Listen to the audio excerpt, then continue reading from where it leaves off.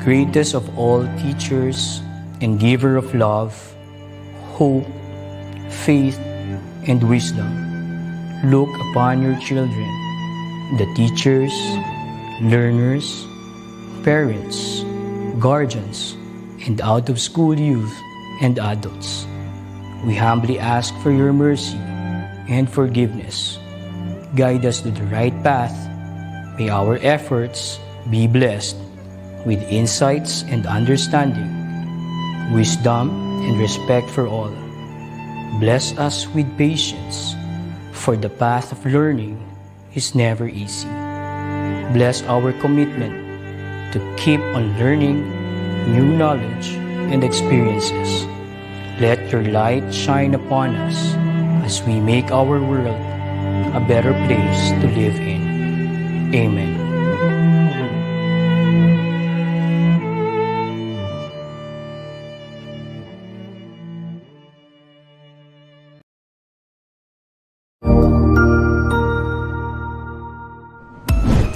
DepEd Vision. We dream of Filipinos who passionately love their country and whose values and competencies enable them to realize their full potential and contribute meaningfully to building the nation.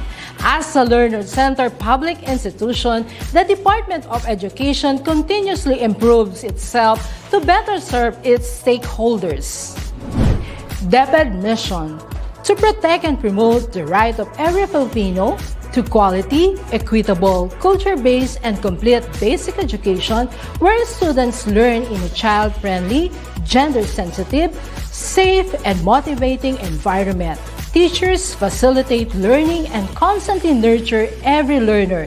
Administrators and staff, as stewards of the institution, ensure an enabling and supportive environment for effective learning to happen. Family, community, and other stakeholders are actively engaged and share responsibility for developing lifelong learners. DepEd core values: maka-Diyos, makatao, makakalikasan, at makabansa.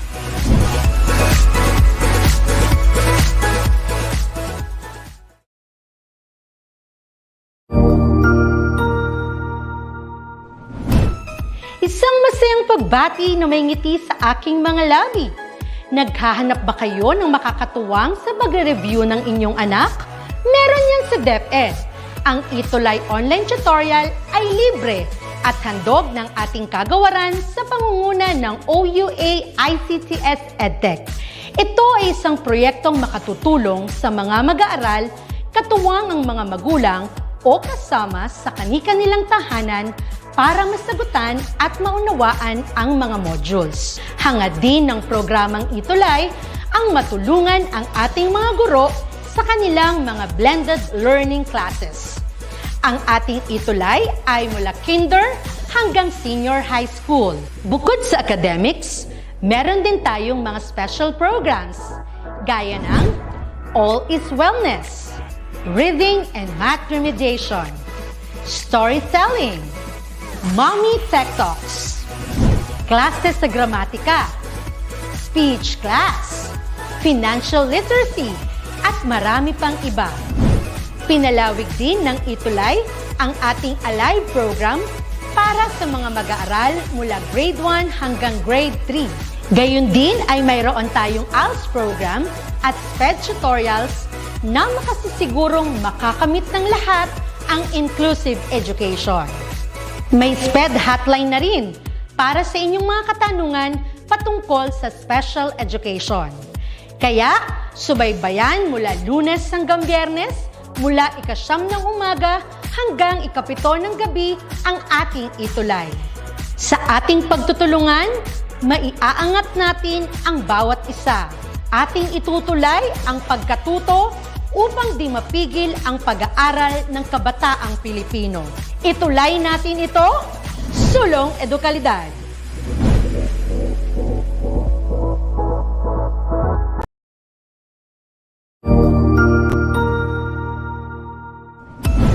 Mabuhay!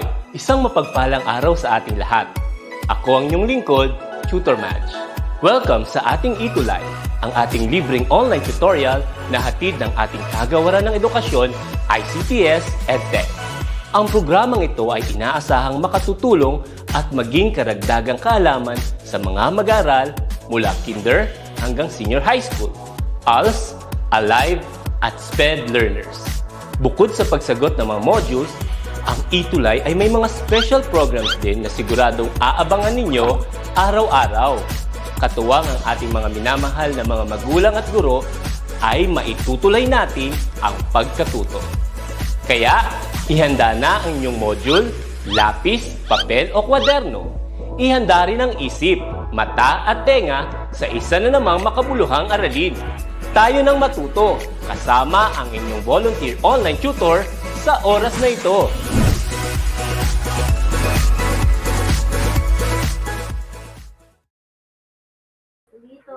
Yan. Isang good morning. Happy 2020 po sa lahat. I do hope na nakikita at naririnig niyo po ako kasi sa end ko, medyo lagi po ako.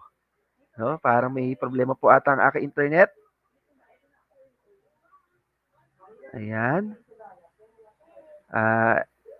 Please, pa-comment po mga aming mga ka-tech quiz na viewers. Pa-comment if naririnig or nakikita niyo po ako kasi dito po sa aking screen, naglalag po ako. Ayan. Sige nga po.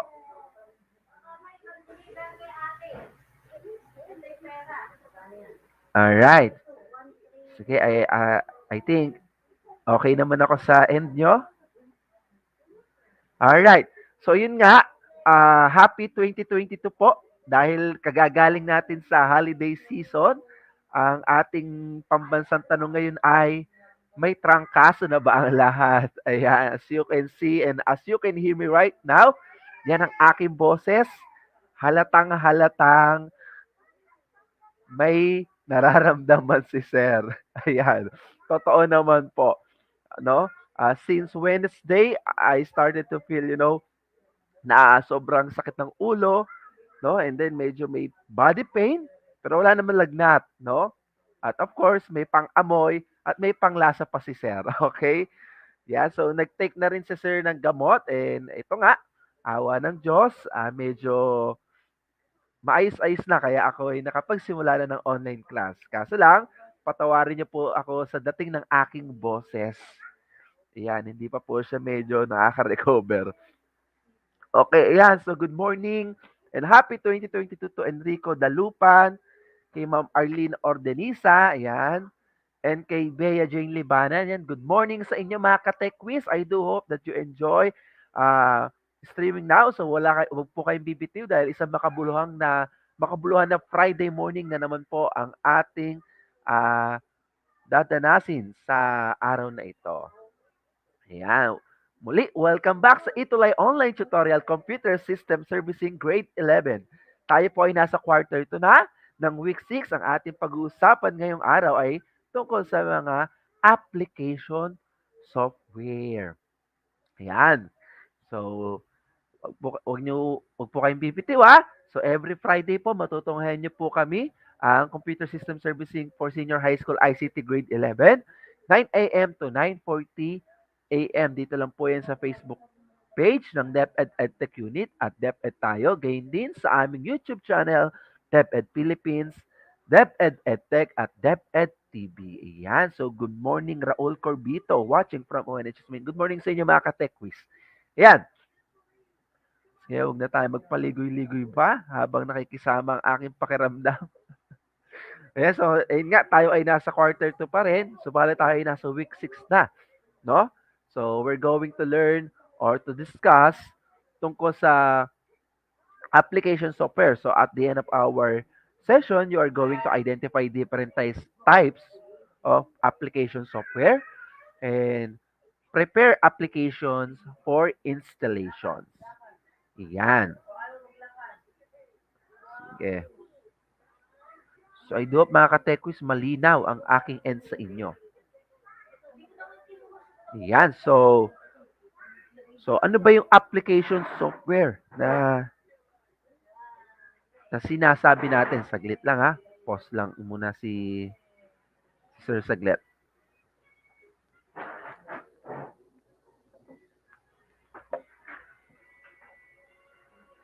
Yan, so magwa-water break lang po ako saglit na eh. Pasensya na po kasi as you can see naman, halatang-halatang may karamdaman ang sir. Excuse me lang po.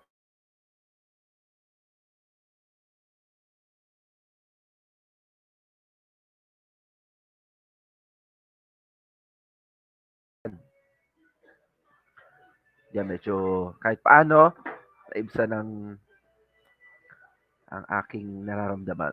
So, ano nga ba yung tinatawag nating application software? No, from the word application, so application or app na tinatawag natin is a type of is a type of software that allows you to perform a specific task. Yan. So, as we experience, no, sa mga especially some of you, if not all, na mayroong mga gadget device, especially mga smartphone, yan, but you enjoy a certain application. No, you install certain application for a specific task. For example, you want to play some games, so you're going to download and install a, an application uh, that allows you to play games. Yan. Yeah, so good morning kay Tutor Marlon watching from Orani National High School, Parang-Parang. Yan. Good morning po sa iyo, Lodi Cakes na aming tutor, Lonlon. Yan. Parang ito si Sir Marlon, alam ko, parang di ata ito tinablan ng trangkaso. Yan.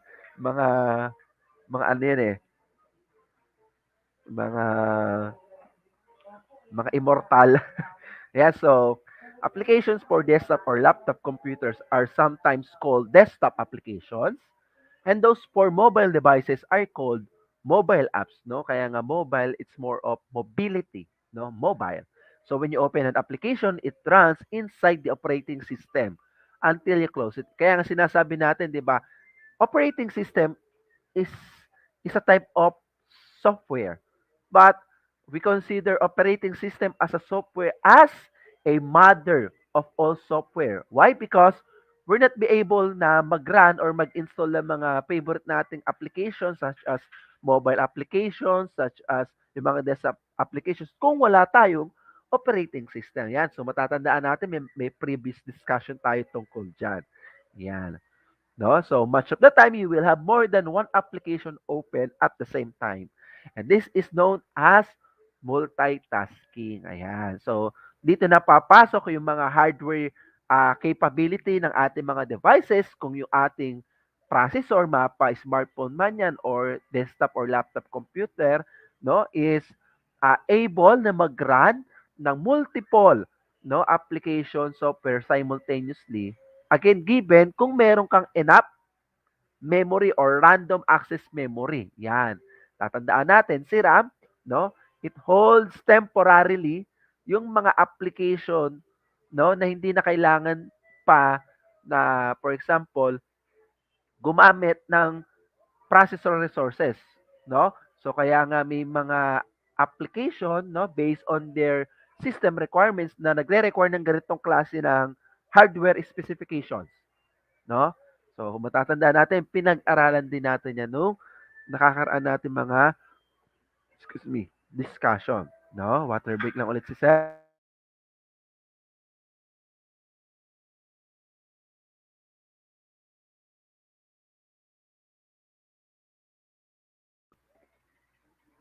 Ayan, going back.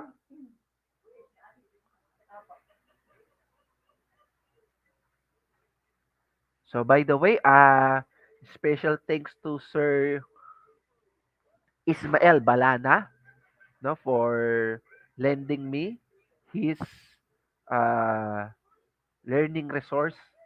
No, so kaya ako ay mayroong nagamit sa ngayong pag-aaral natin sa lesson natin ngayon. So application software.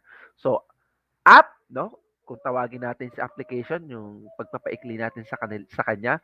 So, app is a very common term for an application, especially for simple applications that can be downloaded cheaply.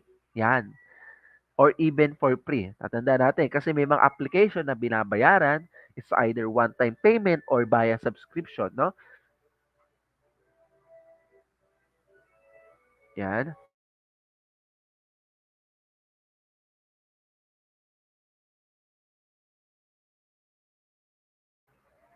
No? So, basically, we have three types of application software, no?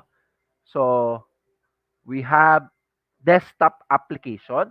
So, these are yung mga application na nagraran sa ating mga personal computers, mapa-desktop man yan or laptop. Okay? So, what are the types of desktop applications? Actually, napakadami nito kung iisa-isahin natin. Kaso, ah i-discuss lang natin yung most used desktop application. So we have the word processors. So number one dito, most well-known desktop application is na word processor is si Microsoft Word.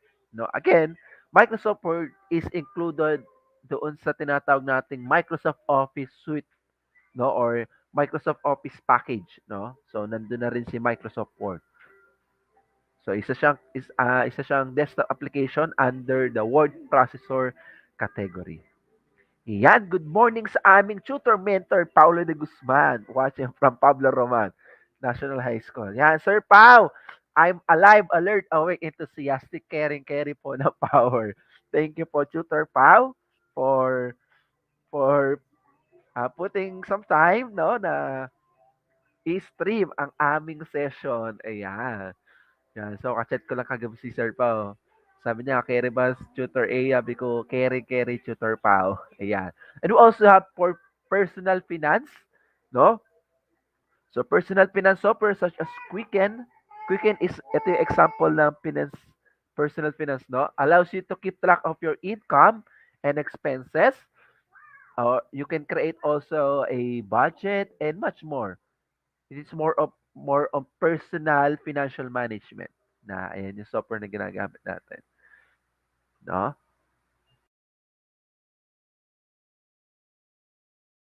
To have web browsers. Yan. So, marami tayong klase ng web browsers, no? Wherein it's a tool that we use to access the World Wide Web o yung tinatawag nating internet. So, most computers come with a web browser pre-installed, but you can also download it, no? Depending on your own preference. So, ito yung mga example na mostly used browsers. So, we have Internet Explorer wherein uh, di ko tama ba kung sasabihin ko obsolete kasi superseded na siya ng tinatawag nating Microsoft Edge, no, ni Microsoft. And we also have Firefox, we also have Google Chrome, no, and we also have Safari for Mac OS. Yan. So ayan yung mga klase ng web browser. And we also have for desktop applications, we have games that we install. So there are different games that you can play on your computer. They range from card games such as Solitaire to action games like Player Unknown's Battleground. Ayan, yung mga PUBG. So many action games require a lot of computing power. When we say computing power, we talk about processor. No? Remember, processor is the one who do the math, no? The computation, no? That's that's what we call the ALU, the arithmetic logic unit. Yan, one of the component of a processor. Yeah, so many action games require yun nga, so they may not work unless you have a newer computer. Yan. So, kaya madalas yung mga gamers natin, they keep on upgrading their hardwares, no? Or else, uh, uh, magbi-build sila ng panibagong computer. Why? Because yung mga nilalaro nilang games that requires, a heavy system requirement, no, for the purpose lang na ma-meet nila yon, no, it's either they upgrade their GPU, their RAM or processor, or the whole computer system unit itself. Okay? We also have media players. So if you want to listen to MP3s or watch movies that you've downloaded, you'll need to use media player, no? So Netflix is a kind of online streaming video software, and also we have the Spotify, no? This it's for music naman si Spotify. Netflix is for videos or mga movies, no, or mga TV series. Yan. Again, these media players requires us, of course, a subscription fee, no? Ito yung mga may bayad, no?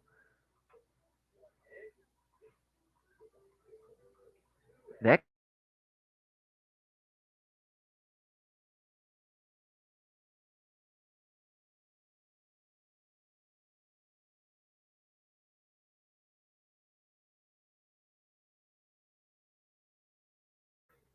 Yan. So, uminom lang po akong tubig. And we also have what we call gadgets. So, ito yung tinatawag na madalas na widgets. Ayan. So, these are simple applications that you can place on your desktop, no? Or yung tinatawag nating sa dashboard, no? Kung tayo ay gumagamit ng mga Mac. So, there are many types of gadgets or widgets that we can use. They include calendars, calculators, maps, news headlines, and many more. No? That's why sa mga recently updated na mga Microsoft 10, no, or Microsoft Windows 11, no, you can see on your taskbar, no, may mga news na diyan, nandiyan na yung weather, yung yung temperature, outside environment mo. So, this is what we call gadgets or widgets. No? Mga small or simple applications built in our computer system.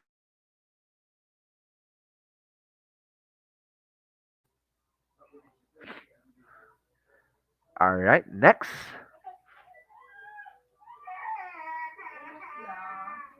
We also have this, kung meron tayong kanina, we already done discussing desktop application. Now we're going to discuss web application or yung mga application that we can only access, we can only utilize over network, no? Using internet. Yeah, so it run in the cloud. So when we say cloud, we talk about internet, no? And does not need to be installed on your computer. So these are sometimes called cloud applications. Yan, yung mga web applications.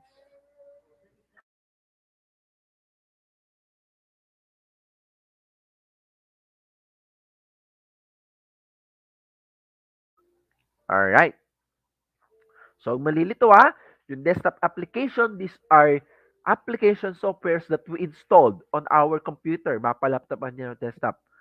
But in web application or yung tinatawag natin mga cloud applications, there's no need for us to install these applications. Why? Because it is only available, it, it can only be accessed over network using internet. Of course, we have to use basically we use web browsers. Again, web browsers is a kind of desktop applications. But ang maganda rito, hindi na natin pa kailangan install. Halimbawa, si Google Drive. No? We all know Google Drive is an application from Google wherein we are able to store, access, retrieve our documents or files over the internet. No? Ito yung tinatawag natin cloud storage. Ayan, si Drive. And ang counterpart niya kay Microsoft IC OneDrive. No, what else? Ano pa yung mga example ng mga cloud storage? Uh, we also have this Dropbox and Mega. We also have Mediafire. So, ang dami niyan. No? As also, example of web application is our online email services, such as but not limited to, of course, kay Gmail, Yahoo Mail, Outlook, uh, ano pa ba? Ang mga nag-o-offer ng mga email services. So far, ito lang yung mga nagagamit ko kasi, no? So, these are the email services that we can run within our browsers and can do many of the same things that email programs that can do. So, after you sign, of course, you have to sign up for you to be able na mag-create ng sarili mong account, no? And we also have Google Docs. So Google Docs is an office suite that runs within your browser, much like Microsoft Office. You can use it to create documents, spreadsheets, presentations, and more. Your documents are stored in the cloud, which make it easier to share your documents with other people. So Google Docs is a kind of, uh, let us say, a productivity software, but no, unlike Microsoft Office that we can run, that we need to install on our desktop, Google Docs is a product of Google Workspace for education, not limited for education. Of course, you can use it for enterprise, no, for mga company, and it includes yung kanilang word processor, yung kanilang spreadsheets na si Google Sheets, yung kanilang presentation na si Google Slides, yung kanilang survey and quiz application tool na si Google Forms, and a lot more. Ang kagandahan lang dito, sabi ko nga, there's no need for you to install it. You just have to access it via web browser, which is Google Chrome. But Google Docs or Google applications can run almost in any type of web browsers kahit hindi Google Chrome. But of course, medyo limited lang yung features unlike if you are going to use Google Google Chrome, no, to access Google Docs. So napakadaming features na pwede mong na-enjoy, no? Eh lang yung limit nun. What else? We also have Facebook. Now, Facebook lets you, again, it's an online application. So, Facebook lets you create an online profile and interact with your friends. No? So, some of you are able to view, to stream our live session ngayong araw because you are using your Facebook. Yeah. And next, we're done with desktop application, web application. Now we're going to mobile applications. So mobile applications is a software application designed to run on smartphone, tablet, computers, and other mobile devices. No? So these desktop and laptop computers are not the only device that can run applications. Yan. You can also download applications for mobile devices, no? Gamit ang ating mga smartphone or ating tablet or yung ating mga iPad, no? Or any types of uh, portable mobile device. So you will also have there the Snapchat, mobile app. So let's easily talk with friends, view live stories from around the world, and explore news and discover. Then we also have Messenger. Yan. Napaka useful lalo ngayong panahon ng distance education natin na wherein yung communication between teachers and students is happening primarily using Messenger. Of course, we also have Instagram. Yan. Yan. Good morning po, Tutor Bell. Yan. Good morning po. Happy viewing po. Tech Quiz Tutor Bell. Yan. So, Instagram. Ano pa ba? TikTok. Ayan. By the way, I'm starting to utilize TikTok but hindi pa ako nakakapag-upload ng video. But definitely, I already have my TikTok account. Ayan. Why? Because as I stream or as promoted by the DepEd, no, in the EdTech units, one of EdTech units sponsored uh, online webinar, dito diniscuss yung TikTok as a platform for teachers and students to share resources, to do live videos and learning tutorials using TikTok. No, hindi lang natin ililimit si TikTok, para sa mga dances na ganyan, no? Na yung mga no, no, no. It's also you can be used for educational purposes. So you can follow me at it's me dot teacher underscore A. Ayan po ang aking username sa TikTok. Alright? Sige, i-ano ko po, i-comment ko po sa sa sa comment box na live stream natin. Yan. So, basically wala pa akong video ron pero mostly kung meron man more on educational, no? Yan. Mga ano natin, mga video tutorials. Now, uh, well, already through discussing the three types, mostly the three types of application software. Number one, the desktop applications. We also have finished discussing web applications, wherein these are the applications that can be accessed, utilized via internet, no? Ito yung tinatawag natin mga cloud applications or mga online applications. Ito may naalala ko, may nagtanong sa akin dati way back 2017, ba't daw tinawag na cloud, no? Cloud cloud applications. Kasi sabi nga, 'di ba? You can access it, you can utilize it anywhere, anytime as long as mayroon kang internet connectivity. Now, ba't tinawag na cloud? Pansinin niyo. Ito lang personal na ano ko lang 'to na na reflection, let us say, no? From the word cloud, we all know cloud is up there. No? Nasa itaas yan. No? Ulap. Anywhere you go, no? Kahit sa mansulok ng mundo ka, there's the cloud. Lagi yan nandyan yung cloud. No? Sipin nyo, ulap. Kahit saan ka pumunta, nandyan yan. As long as you are able to, as long as you have your internet connectivity, then you are able to access the cloud application. Gets po? No? So, I don't know if may iba pang explanation doon, but on my personal reflections, while teaching, kasi kami mga teacher, after teaching certain topics, lessons, at the end of that, nagre-reflect kami, ano yung mga hindi ko na-discuss?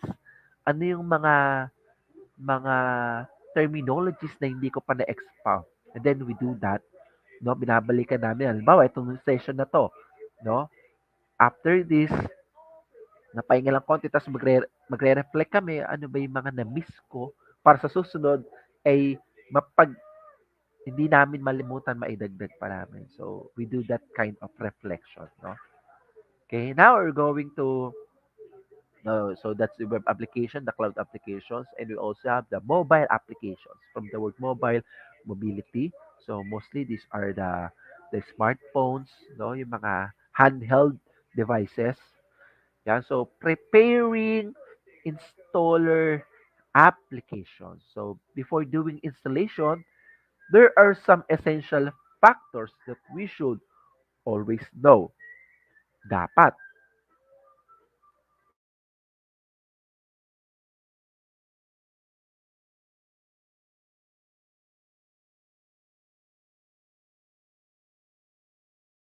Dapat to. Di lang sa pag-install to, no? We have to keep in mind that there will be a factors na kailangan nating isaalang-alang, no? Kahit sa pagdedesisyon natin sa buhay-buhay, no? Ah, kailangan iisipin natin what could, no? Ano yung pwedeng ma-experience natin na na pagkukulang on doing such thing, no? So in preparing installer application, ganun din. So sabi ko nga sa inyo, napaka-applicable sa totoong buhay na mga lessons dito sa computer system servicing. Totoo po yan. No? Number one, we have to consider our platform environment. When we say platform, this is the software itself, the platform, no, the application. So we don't just install application without knowing its environment. So identifying the platform is very essential. We must we must know its operating system, chipsets, and other hardware component. So meaning to say, we talk about yung hardware, yung mismong system unit. Sorry, kilig ako, dumaan kasi yung misis ko. Tinignan niya ako eye to eye. Nakakakilig. Parang tipong sinabi niya, gusto mo timpla kitang kape? Gusto mo dalang kita ng pagkain? Nagparinig eh. Nakakakilig. So, dapat lagi tayong kinikilig sa mga mahal natin sa buhay. Yeah, so, you have to consider, ito yung tinatawag natin mga system requirements. No? So, kailangan i-check natin yan kung compatible pa. Yan. So, example dito, you are about to install an Office 2019 application with 64-bit architecture in a computer running with 86 or 32-bit. 86 is the same with 32-bit processor. So technically, it is incompatible due to the similar architecture of your device and applications. Ito yung mostly na na-encounter ko, no? They hindi nila ma-install yung Microsoft Office because yung kanila palang system environment is 32-bit, no? Pero yung gagamitin ng installer is 64-bit. So, kailangan, kung 32-bit, yung inyong, tawag rito, yung inyong, what you call this, ah, system architecture, no, kailangan 32-bit din yung gagamitin yung installer. So, ganun lang, napakadali lang naman sa Windows. So, paano ba natin malalaman yon? So, tuturo ko sa inyo. So, para malaman nyo yon, kung ano ba yung system architecture ng inyong system. So, open nyo lang tong run dialog para mapuntahan nyo yan. Press nyo lang yung Windows icon plus R, yung letter R, yung key na R. Pagsabay nyo lang, tapos lilitaw na yan. Tapos, type nyo dyan, para mabilis, DX diag. Ayan. Tapos, enter lang. Para malaman nyo kung, alam mo, gusto nyo mag-install ng Microsoft Office. Tapos naalala nyo, ay, meron na palang sinabi si Tutor A na bago pala mag-install, gumamit ng installer, kailangan makita muna, malaman muna kung ano ba yung system architecture ng pag-i-installan ko ng application na Microsoft Office. Yan. So, lilitaw to. So, dito nyo makikita yung system information ninyo. So, dito, punta kayo rito sa operating system na part. As you can see, it has Windows 10 for Education 64-bit. No, dito pala makikita nyo na yan. No? So, kailangan, pag mag-install kayo ng gagamit kayo ng mga installer applications, kailangan laging 64-bit. No? Or kung 32-bit man yan, so 32-bit yung gagamitin ninyong mga installer application. Okay? Malinaw po. And also, by the way, using this DirectX diagnostic tool, we are able to check yung mga basic system information ng ating computer. So, this is available sa Windows platform, no? Itong Direct Diagnostic Tool. So, ito yung tinitingnan natin para malaman in real time yung specification ng ating laptop or desktop computer. Ayan. So, dyan yung makikita yan. No, paano daw ginagawa? So, yung dialog box, no? Ayan, tapos para ma-access natin yung run dialog box, press Windows icon plus R key doon sa ating keyboard. Then type DX diag, then enter, tapos lilitaw na ito. Yan, so dyan natin makikita yan. Mga display natin, sounds, input, etc. Alright? So, ganun lang naman kasimple yan. Okay? Alright. Next, aside from considering the platform environment, no, you also have to check the categories of installer applications that you are going to use or you are going to download. No? Meron kasing tinatawag tayong open source or yung mga freeware. Meron tayong closed source or yung mga paid apps or yung mga proprietary software. And then we also have this trial software. Yan. So, ano ba yan? So, yung first category, yung open source software or mga freeware, these are the applications that can be used by the end user. Sino yung end user? Tayo yun, yung gumagamit. For free. Now, so this application don't have equivalent price. So aside from being free, no, itong mga open source software, ito yung tinatawag nating open ang source code.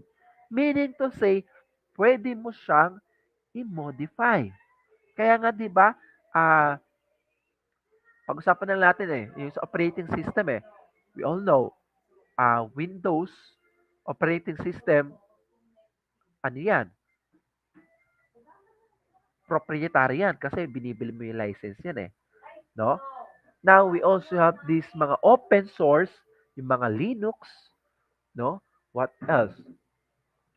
Ubuntu, no? And yung Remix OS, these are some, no, sa mga open source na mga uh, operating system, no? Open source, meaning say you can use this for free, and since the source code nito ay open, you can modify it, no? What else? Yung when it comes sa mga productivity tools, we have this LibreOffice. What else? Yung mga free na mga software, uh, Microsoft, sorry, Google applications, no? Yung Google account. Once you have your Google account, you are now have the access to Google Forms, Google Slides, etc. na for free. Yan. Mga free yan. Pero I don't know kung open source sila. I think you cannot motivate, but you can use it for free. No? But limited lang yung features na may ganun. No? So, yun yung open source saka freeware ha. Hindi lang siya free, but of course, yung dahil siya ay open na ang source code, pwede mo siyang i-modify. Next, we have this closed source or yung mga paid apps or yung mga proprietary software. May mga bayad na to.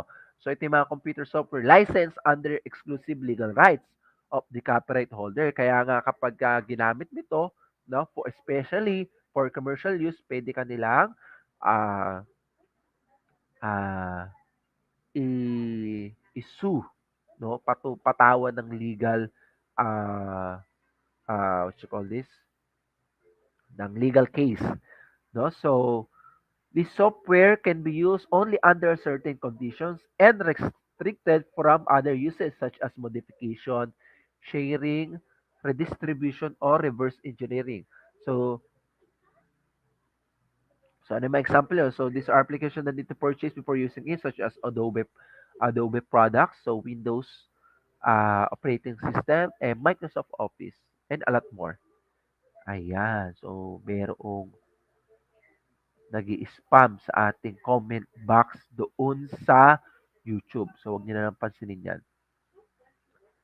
We also have trialware. So, this is a type of proprietary software which is provided to users for a certain limited trial. So, mostly these are mga 30 days trial. No? And we also have the subscription-based application. So, a subscription-based is an application that allows a customer or an organization to purchase or subscribe for a specific period of time for a set of price. So, subscriber typically commit to the services on a monthly or annual basis. So, dito papasok, yun nga, halimbawa yung kanina si Netflix and you also have Spotify, no? You can use it for trial, pero I think 1 month lang. Then after that, you have to pay for subscription na. Okay?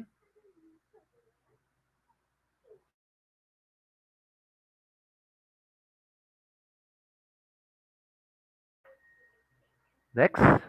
So we have types of installers. So in desktop applications, we have portable applications. So we are able to use without installation. And we also have this installed app. These are applications that are mandatorily installed in your computer. And then web applications. So applications that can be accessed over networks such as the internet or intranet, no? Yan. So meron tayong mga tinatawag na Metro app. So this is for Windows 8 environment application. Okay. And we also have these mobile applications. So as I said earlier, this is designed to run on a mobile device or mobile handset, so such as smartphone, tablets, iPad, and etc. And we also have the so-called Windows Universal application. So these are applications that run in different platforms using, Windows 10 operating system. So what are the purpose of installation? So before the installation, we need to identify first the objective of its execution. So you need a certain apps for a certain purposes. So you must identify if you are really needed that particular applications or not. Ayan. So, why? Because some applications that we download over the internet ay may libre nga, subalit may libre ring malware or tinatawag natin malicious software. Kaya siya tinawag na malicious software. Kasi dinownload mo nga ng free pero it comes with, with a lot of ads, worse, no? Magamit pa yung unit mo for crypto mining. Kaya minsan makita mo, malaman, ba't ang bagal, ba't ang bumagal ang unit mo, at bumagal din yung internet connectivity kasi kapag na-invest ka na ng crypto mining application, no, madami yung data traffic sa iyong network. So, good luck. So, maging maingat.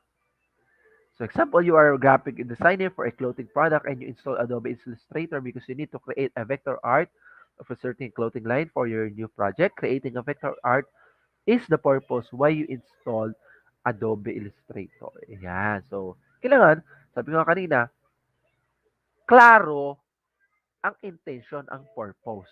No? So, ano-ano ba yung iba pang kaparaanan para makapag-prepare tayo ng mga installer application? So, madami. So, meron yung tinatawag na direct downloading installation from the web, from the official website. Ako, I advise na kung magda-download kayo ng mga certain applications, see to it, i-download nyo ito directly doon sa official na website nila. Halimbawa, nung nakaraan, bago tayo mag-prepare ng bootable ISO.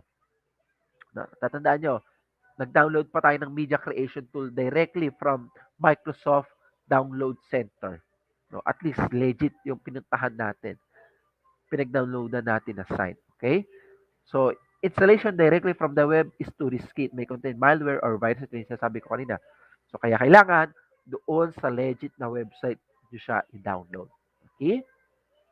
Next, via USB storage devices such as flash, USB flash drive or yung external hard disk natin.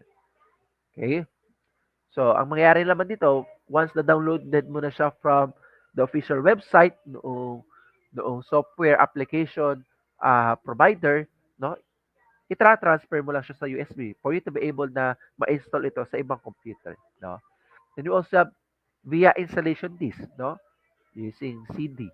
Na mostly nito yung mga operating system and then yung mga drivers, no, sa mga binibili natin mga motherboard, desktop motherboard. So it comes with installation disk. Bawa sa mga printer. Yan. So it requires of course ODD o yung tinatawag nating optical disk drive, no?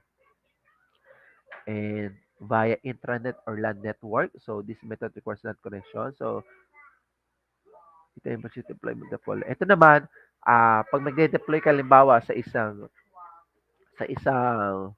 corporation, no? Ang practice kasi ng mga administrator, mga system or network administrator, no, sa isang corporation, 'di ba may mga workstation 'yan, may tinatawag natin bawa sa account department, may 10 tao diyan, 10 ah tawag rito, 10 employee doon. So, account department equals equivalent to workstation yon. Siyempre, may mga ginagamit yun ng application that requires updates. So, ngayon, ang ginagawa, naka-disable yon. Hindi nila pwedeng i-update yon. Ang ginagawa, si system administrator lang yung may capacity nun. Siya magdadang updates. Tapos, i-deploy niya yung updates using uh, a group policy, no, using kung ano mang server yung ginagamit niya doon within their network premises. So ganun, hindi yung i-download mismo ng mga client workstation directly from internet, hindi ganun, no? Kasi binabantayan nila ron yung security, no, ng kanilang infrastructure. Kasi nga sabi nga kanina, maaaring pag may download ka from internet, hindi sa legit na app na website, may kasamang virus. Yun yung iniiwasan ng mga corporate kasi napakalaking hassle sa productivity nila yon. So, that's why system administrator do this installation via LAN network at siya ang magde-deploy sa mga client computers. No? Ito yung pinag-aaralan natin. No? Isa sa mga core competency dito sa computer system servicing. No? So, mapapanood niyo yan, matutungayan doon sa tutorial ni Tutor Marlon sa CSS Grade 12. No? Doon na dinidiscuss yun, deployment, yung deployment, installation through group policy, etc. etc. Yan. So, with that, panibagong Friday session na naman ang natapos. Ayan. So, may mga katanungan po ba? Ayan.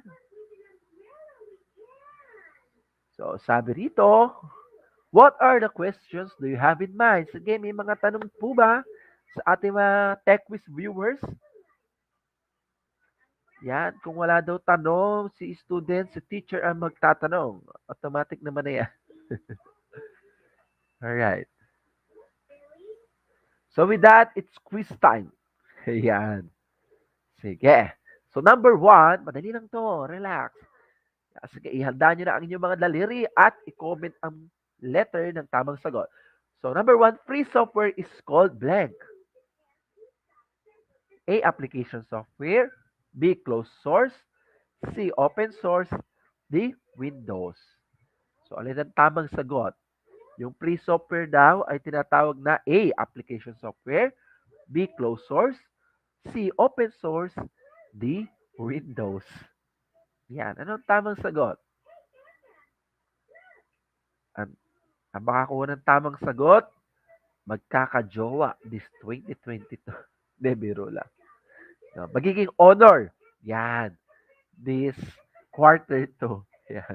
Of course, syempre, kailangan laki pa niyo ng hard work yun. Of course, it's number one, free software is called, letter C, open source. Okay? Next, number two. Kanina, open source.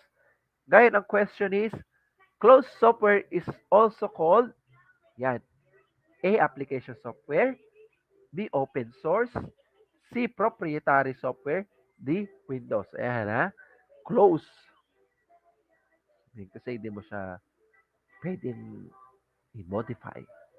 So, it is letter C, proprietary software. No? Kasi you have to pay for that. Hindi mo siya pwedeng gamitin, hindi mo siya for commercial use at hindi mo siya pwedeng i-modify. Number three, it's an application that is accessed over a network such as the internet or intranet. Yan. Sino kaya yan? A, desktop app. B, mobile app. C, system software. D, web app.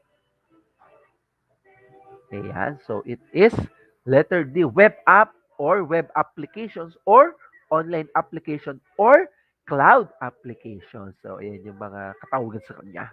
Deme. Next, number four.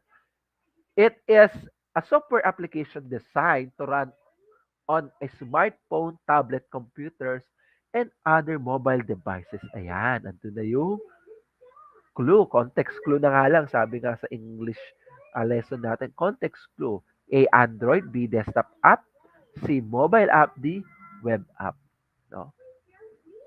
Ability teacher A, context clue. So, nandun na. It's letter C, mobile app. Yeah. So, last number five. Before doing installation, there are some quite essential factors that we should always consider, such as but not limited to platform environment and installer categories. So, ano may essential factors na kailangan natin consider daw is say platform environment at yung installer categories. Is it true or false? Linaw natin kanina yan. Okay, very good. It's letter A. It's true. No, dapat mahalaga na i we ano ito, na we keep in mind, no, yung purposes and then yung very reason why do we need to install this, no? Kailangan i-consider natin yung platform environment, no, and then yung categories ng installer na gagamitin natin. All right? Is there anything you want to say? So just comment it down. So with that, maraming salamat po. So muli kami po ang inyong Senior High School Information and Communications Technology team. With me is our tutor mentor Pau and yours truly Tutor A, your CSS grade 11 tutor, and Tutor Bell for your programming tutor. And of course with me, we also have Tutor Lon for CSS grade 1 tutor. Iyan. So muli, sa susunod na Biyernes po, same channel, same Facebook page, no, ang Computer System Servicing SC2 for Senior High School ICT every Friday at 9 a.m. to 9:40 a.m. sa aming Facebook page, DepEd EdTech Unit at DepEd Tayo. Gayun din sa aming YouTube channel, DepEd Philippines, DepEd EdTech at DepEd TV. And of course, we love to hear it from you. So we are excited to know your insights with regards sa aming lessons. Please feel free to send your comments, your reactions, no? Violent reactions kung meron man, no? You just simply scan our QR code, yan, or you can type the URL for our feedback form sa inyong mga web browsers. O, ayan kahit anong web browsers ang gamitin nyo, walang problema. Type nyo lang yung link for our ETUlay feedback form. Ayan. Okay? So with that, Diyos mabalos po. Daghang salamat, dakul pong salamat. So, susunod na po sa akin, si Tutor Lon para sa Computer System Servicing Grade 12. Hanggang sa muling pagkikita, salamat sa inyong pagtunghay. Laging tatandaan, no? Nasa pagbabahagi ang ating pag-iral. Paalam po.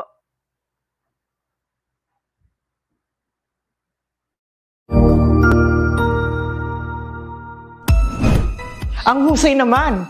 Natapos mo ang iyong tutorial session kasama ang iyong mahusay na ETUlay tutor.